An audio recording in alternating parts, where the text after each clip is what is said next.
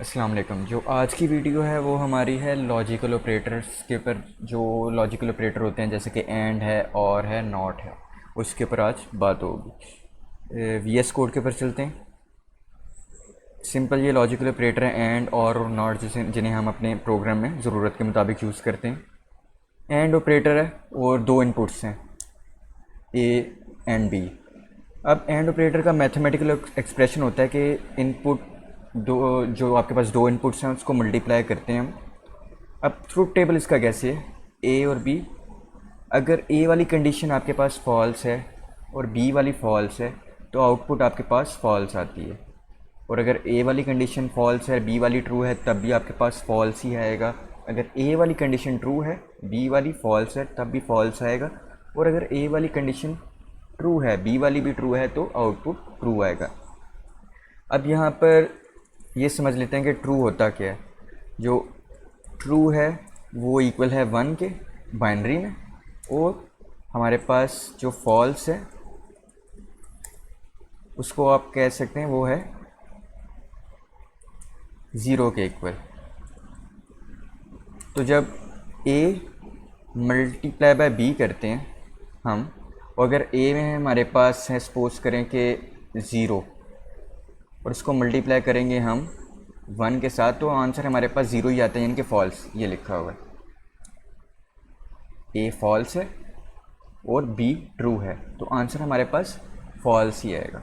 तो इसका मतलब है कि मल्टीप्लिकेशन में दोनों इनपुट्स या दोनों कंडीशन का ट्रू होना लाजमी है, तभी आपके पास आउटपुट ट्रू में आएगी। यानी कि ए बी 1 हो और बी भी 1 हो, यानी कि ए भी ट्रू हो और बी भी ट्रू हो, तब आपके पास आंसर ट्रू आएगा या कंडीशन आपके पास ट्रू होगी, वरना फॉल्स रहेगी।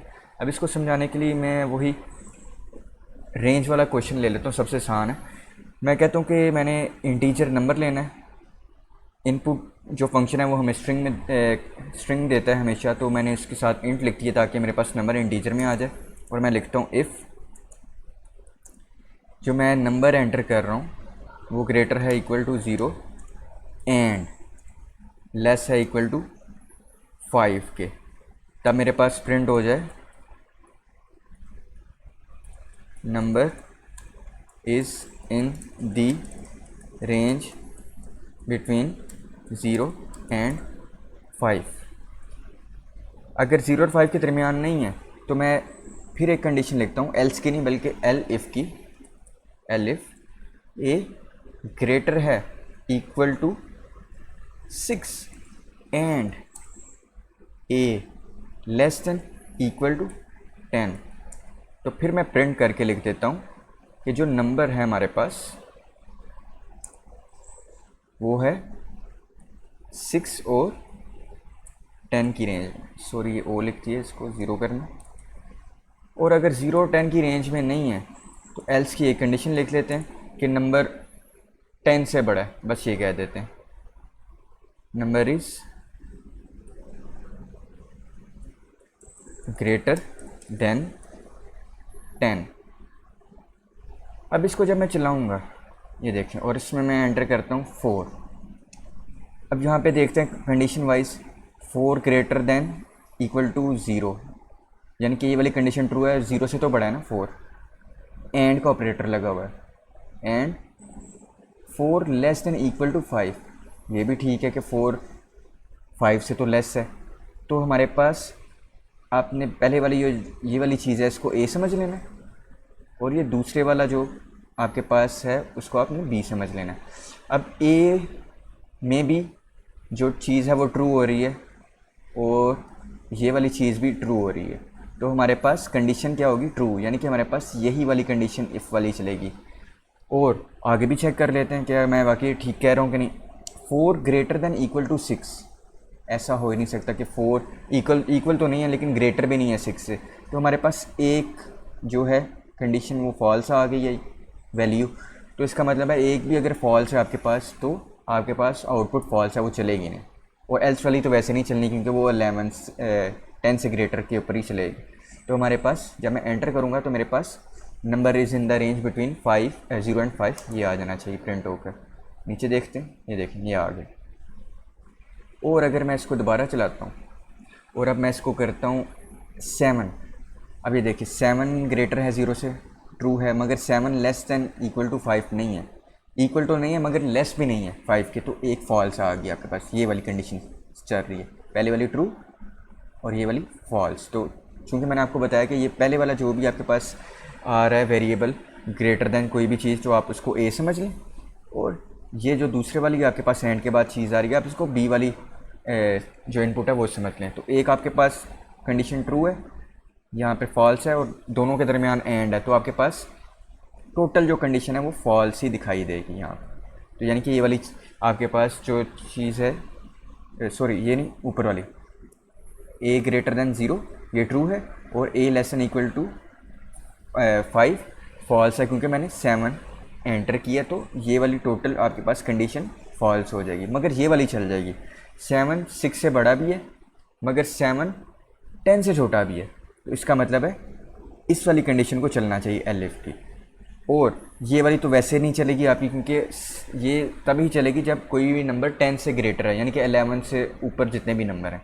तो आप जब मैं इसको एंटर करूँगा तो मेरे पास ये देखें 6 और 10 के दरमियान रेंज है। तो ये एंड ऑपरेशन होता है इसका काम, कि आपको बताए कि दोनों इनपुट्स, यानी कि इस साइड वाली, चूँकि हमने फ़र्ज़ किया ए ग्रेटर दैन इक्वल टू 6, इस ए को कह रहे हैं, उसकी नीचे कंडीशंस हैं, और a less than equal to 10 इसको बी से रिप्रेजेंट कर रहा हूँ, उसके नीचे वाली कंडीशन है। ये दोनों चीज़ें अगर ट्रू होंगी, क्योंकि एंड ऑपरेटर लगा हुआ है, तब ही वो वाली कंडीशन पूरी की पूरी चलेगी, वरना कभी भी नहीं चलेगी। उससे अगली कंडीशन को हम देखेंगे। ये हमारे पास एंड का ऑपरेटर है। इसी तरह हमारे पास यूज़ होता है और का ऑपरेटर। उस और के ऑपरेटर को भी चेक कर लेते हैं कि सपोज़ करें कि इसको मैं नीचे लिखता हूँ, और ऑपरेटर ये प्लस के साथ चलता है, ए प्लस बी। अब इसमें अगर दोनों कंडीशन फॉल्स आती हैं तो आपके पास यहाँ पर आ जाता है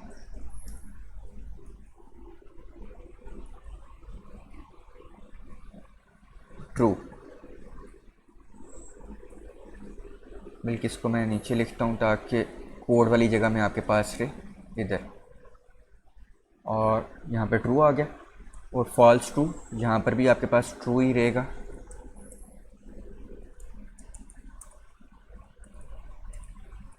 ट्रू फॉल्स, फॉल्स फॉल्स के ऊपर आपके पास सिर्फ फॉल्स आ रहा है,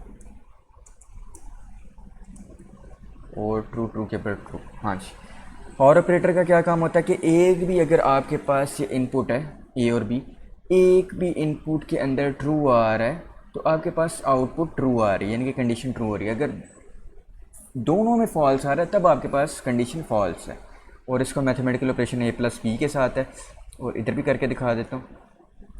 ए प्लस बी यानी कि ए अगर फॉल्स है, सपोज करें एक कंडीशन फॉल्स है, उसकी जगह मैंने 0 लिखा हुआ है, और बी ट्रू है, तो 0 + 1 आपके पास 1 आता है, मतलब कि true.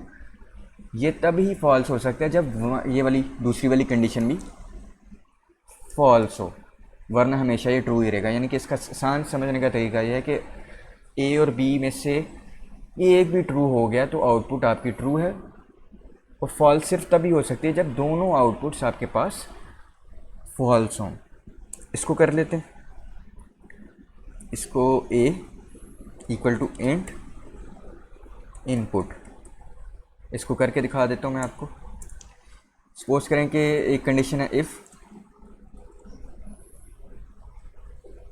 A greater than equal to 0 और a less than equal to 5।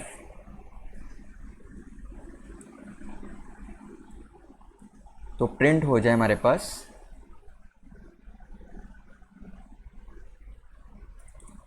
Number is in the range between 0 and 5। अब और की कंडीशन लगी है यहाँ पर, ठीक है।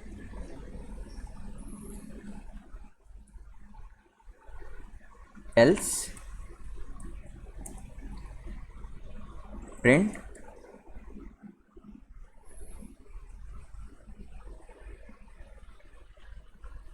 अब यहाँ पर लिखता हूँ नंबर आउट ऑफ रेंज,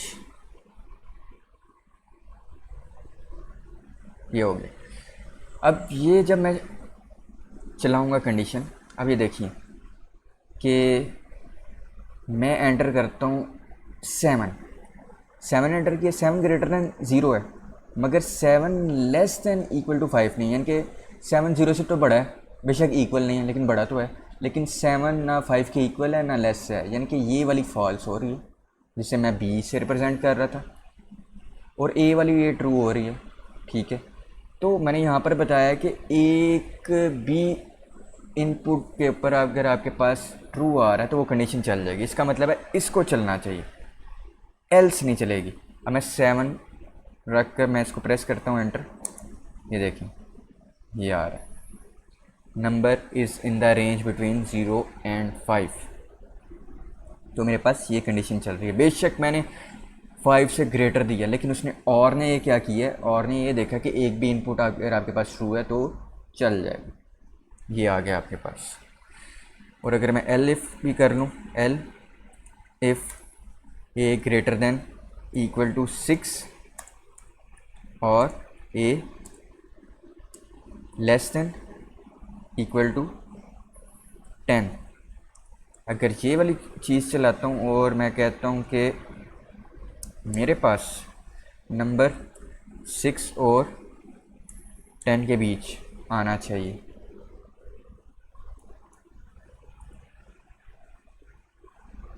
अगर इसको मैं चलाता हूँ और इसमें जब मैं 8 रखूँगा, अब मैंने आपको पिछले जो इफ़ एंड एल्स की कंडीशन थी उसमें बताया था कि इस तरह की अगर कंडीशन सिचुएशन आ जाए कि आपकी एक से ज़्यादा कंडीशन ट्रू हो रही है, अगर मैंने 8 की है तो सबसे पहले इफ़ के ऊपर जाएगा 8 ग्रेटर दैन 0 है, बेशक इक्वल नहीं है, ग्रेटर दैन 0 तो है, तो ये ट्रू होगी। A less than equal to 5 false है, तो इसका मतलब है और में ये वाली सबसे पहली कंडीशन आ रही है इफ़ की जो ट्रू हो रही है, और जहाँ पर भी ट्रू है 8 ग्रेटर दैन 6 है, और 8 लेस दैन इक्वल टू 10 भी है, तो ये भी ट्रू हो रही है। मगर मैंने आपको पिछली वीडियो में भी बताया था कि जब आप इफ़ और एल्स कंडीशन जो स्टेटमेंट्स करते हैं उसमें अगर आपके पास एक से ज़्यादा स्टेटमेंट ट्रू हो रही हैं तो प्रेसिडेंस देखी जाती है कि सबसे पहले वाली कंडीशन कौन सी आ रही है। इसमें सबसे पहले वाली कंडीशन जो ट्रू हो रही है वो ये है, तरतीब के लिहाज से सबसे पहले इफ़ आ रहा है, तो आपके पास यही वाली 0 एंड 5 ये वही वाला आपके पास प्रिंट होकर आएगा, ये देखिए। और अगर मैं यहाँ पर एंड लिख दूँ, एंड, इससे क्या होगा कि अगर मैंने 8 एंटर की है तब ये इफ़ वाली कंडीशन फॉल्स है, एल इफ़ वाली आपके पास आ जाएगी। और अगर 8 भी एंटर नहीं करता, मैं सपोज करें 12 एंटर करता हूँ, तब भी आपके पास ये एल इफ़ वाली कंडीशन चलेगी, क्योंकि इसमें 6 वाली condition a greater than equal to 6, एक इनपुट जो आपके पास है वो ट्रू हो रही है, अगले वाली बेशक फॉल्स है, तो एल्स वाली कंडीशन तो चलेगी नहीं, इफ़ वाली तो वैसे नहीं चलनी, एंड के साथ है, तो आपके पास एल इफ़ वाली कंडीशन चल जानी चाहिए। ये देखें 6 और 10।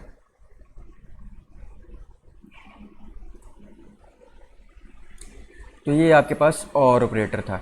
अब नॉट ऑपरेटर की बात करें तो इसको मैं नीचे लिख देता हूँ आपको, नॉट ऑपरेटर के लिए। नॉट ऑपरेटर ये सिंपल ऑपरेटर है, इसमें हमने क्या करना है, यहाँ पर नॉट लिख देना है, और ये होता है कंप्लीमेंट का साइन, ये कंप्लीमेंट का साइन होता है। कंप्लीमेंट के साइन का मतलब क्या है मैं आपको बताता हूँ कि सपोज करें इसको मैं सबको रेज करता हूँ, एक इनपुट होती है, सिर्फ नॉट ऑपरेटर में एक इनपुट है और एक आउटपुट होती है आपके पास। अगर आपके पास फॉल्स है, आउटपुट आपके पास होता है ट्रू, यानी कि बिल्कुल उल्ट, और अगर ट्रू है तो यहाँ पर फॉल्स आ जाता है। अब इसको करने का सबसे आसान तरीका है कि कंडीशन है इफ़, अब नॉट की कंडीशन कह लें कि मैं इनपुट ले लेता हूँ, यूज़र से नहीं लेता, वैसे लिख लेता हूँ, ए यहाँ पर अली लिख देता हूँ, if A not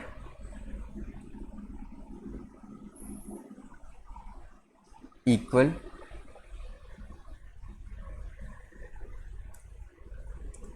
Ali, A not equal Ali. उसके बाद क्या होगा हमारे पास, A L I.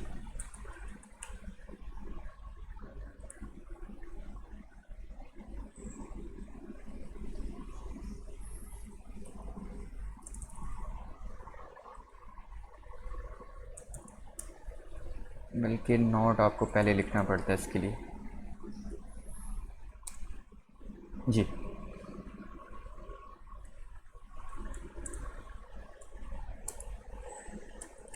Print okay else, इसको मैं आपको बताता हूँ, एक मिनट है। प्रिंट और गुड।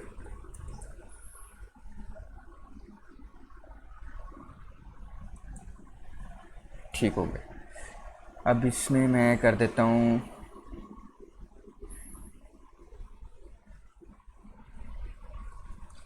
अब देखें ए नॉट ऑपरेटर में क्या होता है, जो भी चीज़ आपके पास अगर फॉल्स आ रही है वो ट्रू कर देता है, ट्रू है तो फॉल्स कर देता है।